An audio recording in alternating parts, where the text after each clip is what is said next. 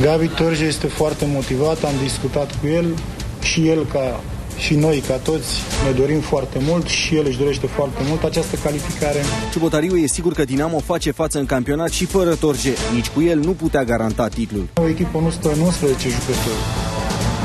În primul rând noi avem nevoie de un lot omogen, valoros, ca să putem să ne îndeplinim obiectivele. Și de suporteri are nevoie Dinamo ca să-și atingă obiectivele. 10.000 de fani sunt așteptați mâine seară în Ștefan cel Mare ca să sărbătorească o calificare în grupele Europa League. Ne dorim foarte mult ca stadionul să fie plin, să fie o atmosferă foarte frumoasă. Pe stadionul ăsta pe care mulți îl blamează, dar mie chiar îmi place, să vă spun sincer.